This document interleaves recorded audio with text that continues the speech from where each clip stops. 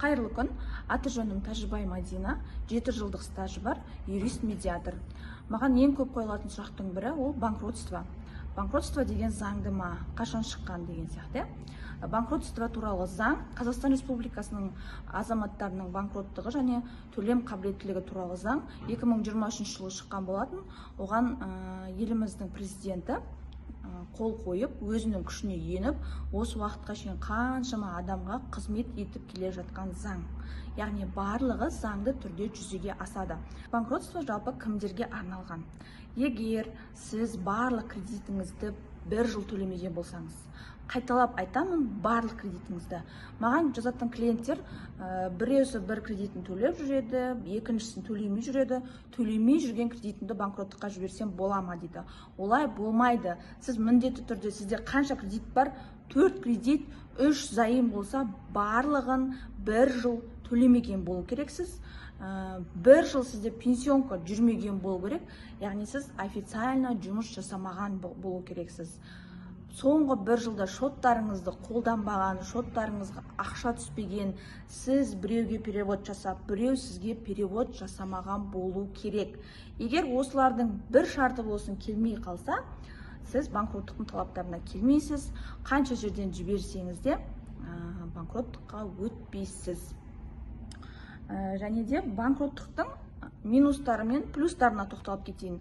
Банкротствоның плюсы: сіз банкроттық деген статусты алғаннан кейін барлық қарыздарыңыздан құтыласыз. Шоттарыңыз ашылады. Мемлекеттік жұмысқа да кіре аласыз. Шетелге де шыға аласыз. Мемлекеттен берілетін түрлі сыйақы, жәрдемақы барлығын ала аласыз. Банкроттықтың бірақ минусы бар. Оның банкрот деген талап статусты алғаннан кейін сіз 3 жылға шейін кредит ала алмайсыз. Бір минусы осы ғана. Банкроттық қанша этаптан тұрады? Банкротство 3 этаптан тұрады. Ең бірінші банкроттыққа дайындық. Дайындықсыз болмайды. Сіз қанша жерден кредитіңізді төлемесеңіз де, қанша жерден жаңағы бір тиын ақша құймаған болсаңыз да кейде өтпей қаласыз. Неге десеңіз, қазір зайымдар, коллекторлар сізді банкроттыққа өтпейтіндей етіп бір механизм жасап қойған. Ал біз юристтер, мен әсіресе осының бір фишкасын тауып алғанмын. 300-ден аса адамға банкротство алуға көмектескен жанмын десем болады. Солардың ризашылығын алып, еңбегінің жемісін көріп жүрмін.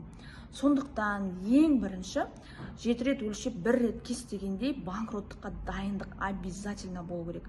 Ең бірінші анализ жасалады. Анализде сіздің соңғы 5 жылдағы кредиттік отчеттарыңыз, пенсионный отчетыңыз, налоговый отчетыңыз, қанша күн просрочка болды, соңғы төлем қашан болды, сіз қашан штраф төледіңіз, сіз қашан налог төледіңіз, мен соның барлығын тексеруім керек. Сіздің атыңызда мүлік бар ма, жоқ па? Кейбіреулер машинасын сатып жібереді да, бірақ атында қалып қалады. Сол кезде банкроттыққа өте алмай қаласыздар. Вот сол сияқты атыңызда жер болса, үй болса, бір соттық жер болса, сіз банкроттыққа өтпей қаласыз. Вот соның барлығын тексеретін боламын. Сіз заңды некеде тұрасыз ба? Жарыңыздың немесе күйеуіңіздің атында мүлік бар ма, жоқ па? Ол кісіде пенсионка жүре ма, жоқ па? Мен соның барлығын тексеретін боламын. Яғни анализ не үшін жасалады? Отказсыз банкроттық алу үшін жасалады. Отказсыз банкроттықты алу үшін анализді жасап аламыз да, қандай жағдайда отказ келеді? Сол отказ келгеннен кейін 3 күннен кейін қалай біз одобрение ала аламыз, Вот соның бәрін алдын ала анализ жасап, ойланып, чтобы сіз банкроттыққа өтетіндей жағдай жасаймын. Сол үшін банкроттық анализ обязательно жасалады. Анализден кейін банкроттыққа дайындық кезеңі басталады. 1 айдай, одан кейін банкроттық рәсім басталады. Қараңыз, сіз 1 жыл кредиттеріңізді төлемесеңіз, банкроттық 6 ай қаралады. 6 ай қалай тексереді? Сізді налоговый тексереді.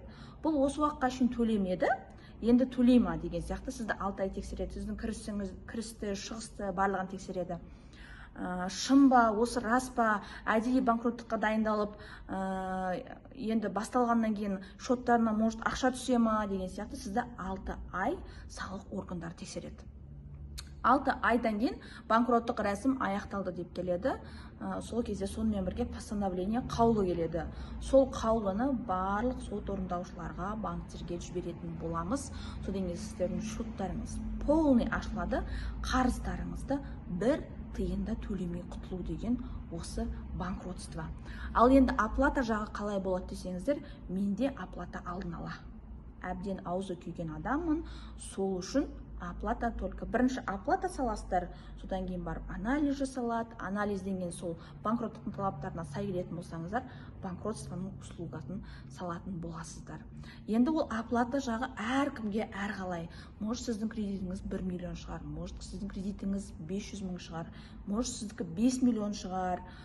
Сол үшін де оплата әркімге әрқалай, жұмыстың қиындығына қарай белгіленетін болады.